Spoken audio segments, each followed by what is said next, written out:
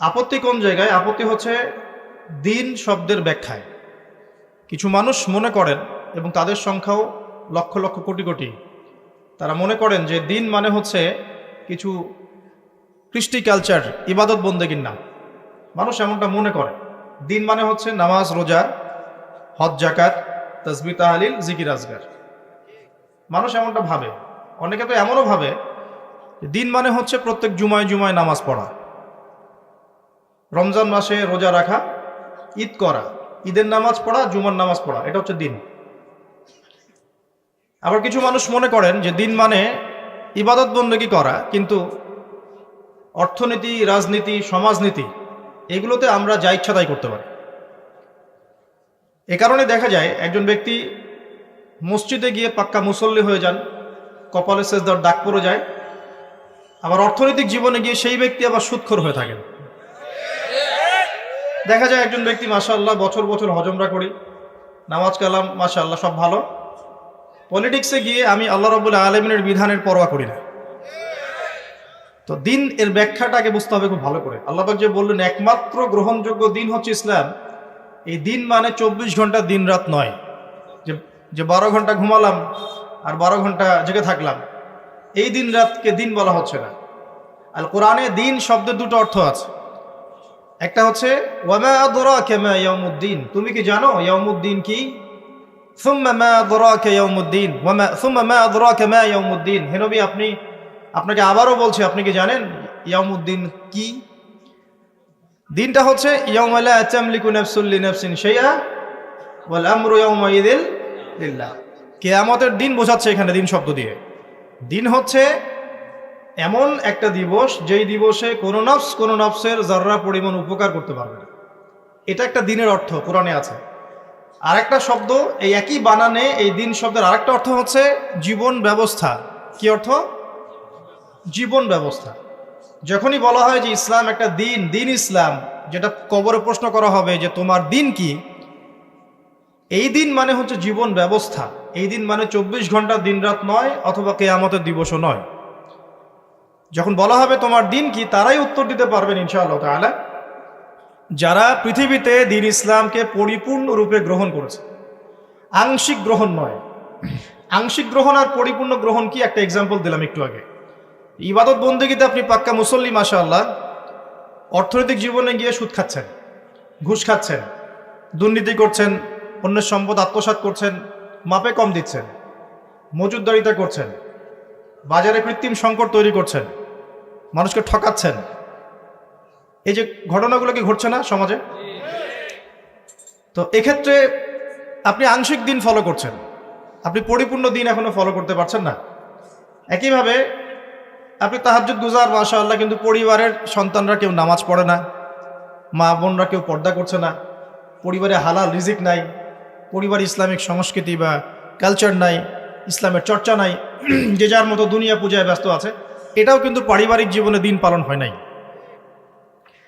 পলিটিক্সে গিয়ে আপনি মাশাআল্লাহ, এটা এখন সিজন আসছে, এখন বহু মানুষ শহীদও হবে। আর কি শহীদ হবে না, তাই না? এক ব্যক্তি রাসূল সাল্লাল্লাহু আলাইহি ওয়াসাল্লামকে এসে জিজ্ঞাসা করেছিলেন যে ইয়া রাসূলুল্লাহ আইয়ু রাজুলিন শাহীদ, কোন ব্যক্তি শহীদ? নবী সাল্লাল্লাহু আলাইহি ওয়াসাল্লাম বলছেন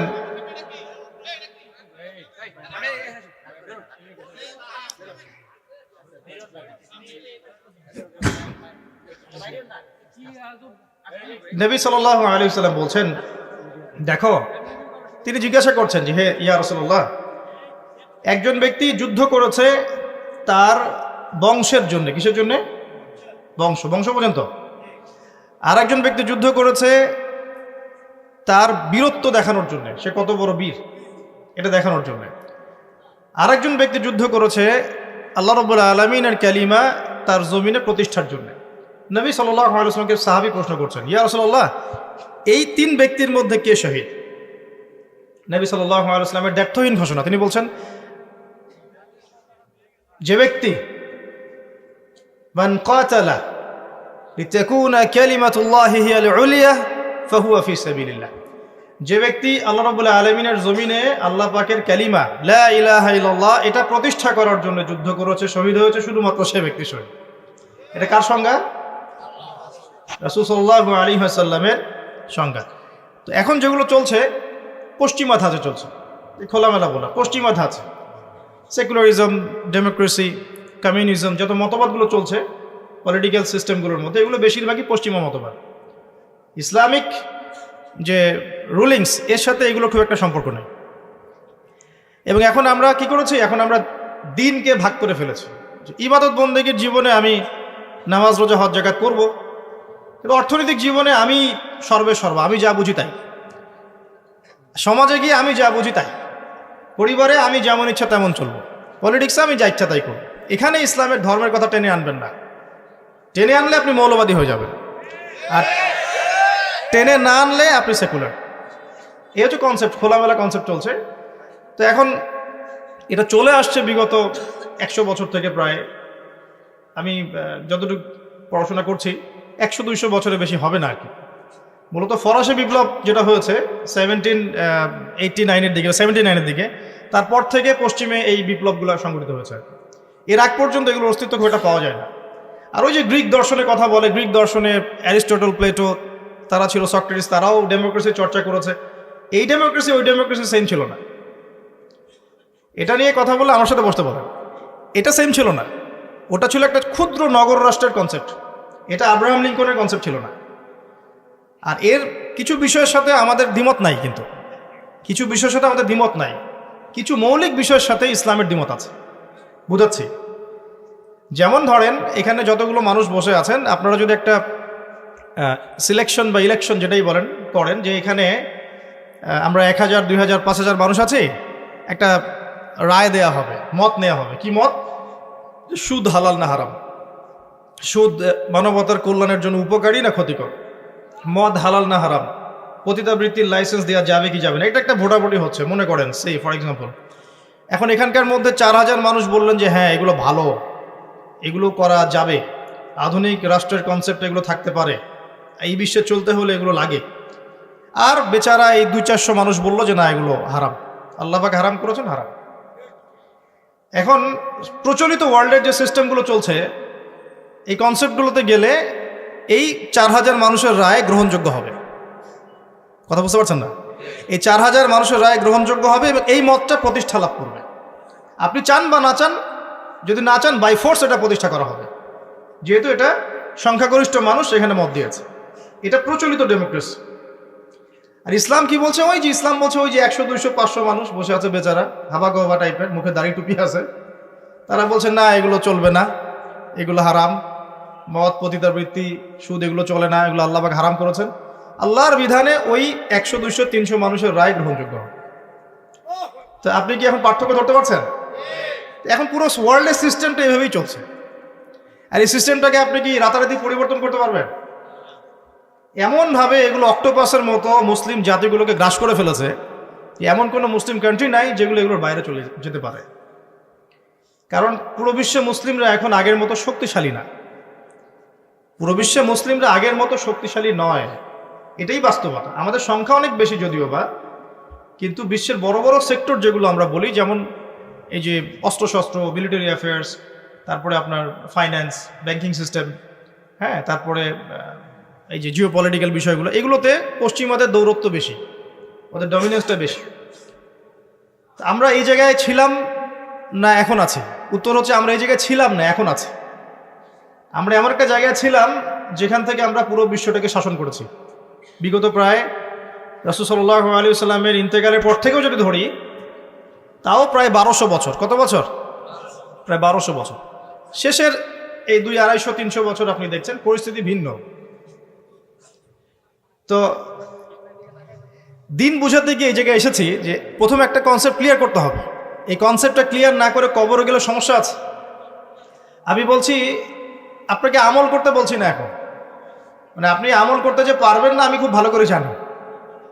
100% যে কথাটার উপর আমল করতে পারবেন না এই পরিস্থিতিতে, এটা আমি খুব ভালো করেই জানি। কিন্তু আমি আপনাকে কনসেপ্টটা ক্লিয়ার করতে বলছি, যে বিশ্বাসটা ক্লিয়ার করেন। বিশ্বাসটা হচ্ছে দিন কি পরিপূর্ণ জীবন ব্যবস্থা। আল্লাহ পাক ইসলামের মধ্যে এমন কোনো বিষয় নাই যা নাজিল করেন নাই।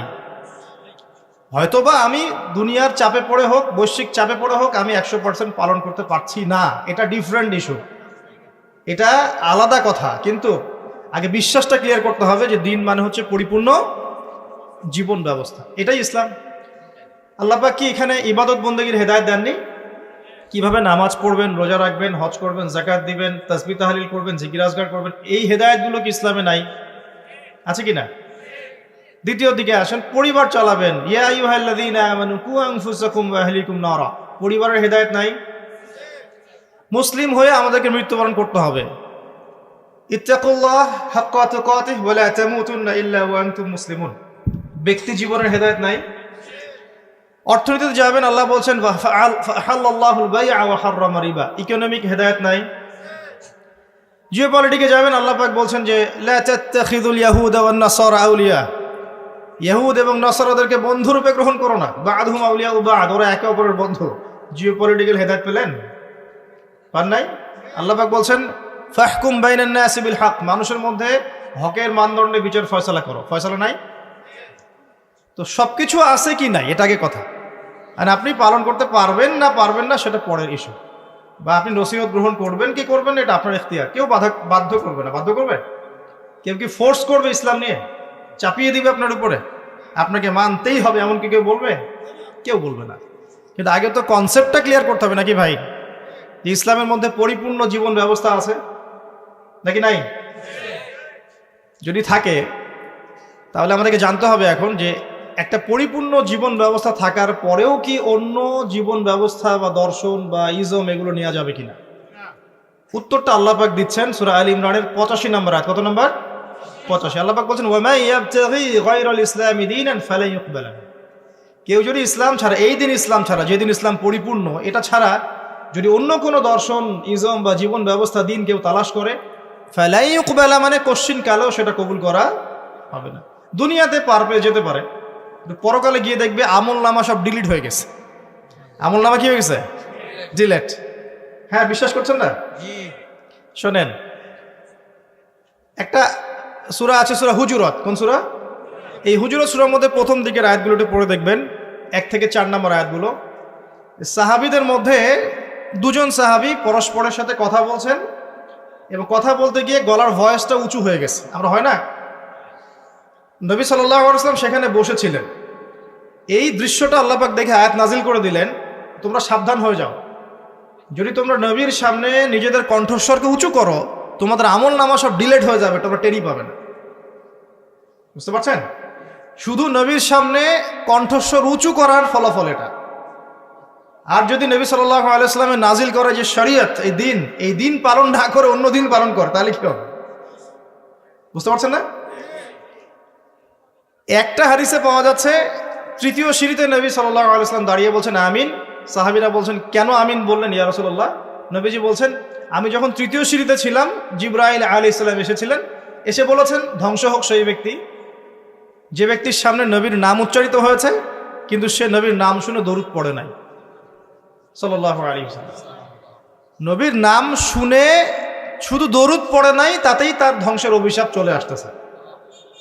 আর একটু চিন্তা করেন, যে নবীর উপরে কোরআন এবং সুন্নাহ নাজিল হয়েছে, যে কোরআন সুন্নাহ পরিপূর্ণ ইসলাম, রিলিজিয়ন, জীবন ব্যবস্থা, এটা বাদ দিয়ে কেউ যদি অন্য মতবাদ, ইজম, দর্শন তালাশ করে, তার আমল নামা টিকবে?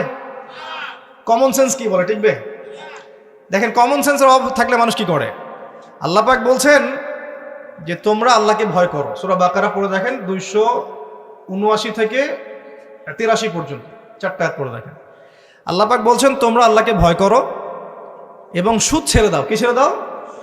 যদি না ছাড়ো তাহলে ফাযানু বিহারবিন মিনাল্লাহি ওয়া রাসূলিহি, তাহলে আল্লাহ এবং তার রাসূলের সাথে যুদ্ধের ঘোষণা শুনে না। একটু আগে শুনলেন নবীর নাম শুনে দরুদ না পড়লেই তার অভিশাপের ফয়সালা হয়ে গেছে। এখন যদি আপনি সুদ খাওয়ার মধ্য দিয়ে নবী এবং আল্লাহর সাথে যুদ্ধ করতে থাকেন, তাহলে কবরে নিশ্চয়ই ওই নবীকে উত্তর দিতে পারবেন, হাউজে কাউসারের পানি নিশ্চয়ই পাবেন, আর শাফাত তো অবশ্যই পাবেন নাকি? এগুলো কমন সেন্সের বিষয় না? সাধারণ কমন সেন্স। যদি নবী সাল্লাল্লাহু আলাইহি ওয়াসাল্লামের শানে জাস্ট দরুদ না পড়লেই এমন হয়, তার কথা সাল্লাল্লাহু আলাইহি ওয়াসাল্লাম তার কণ্ঠস্বরের উপরে গলার ভয়েস উঁচু করলেই এমন ধমক চলে আসে, তাহলে সেই নবীর সুন্নত, সেই নবী রেখে যাওয়া দিন ইসলাম, মানে কোরআন এবং সুন্নাহর বাইরে গিয়ে চললে পরকালে আমি পার পাবো চিন্তা করাটা বোকামি না?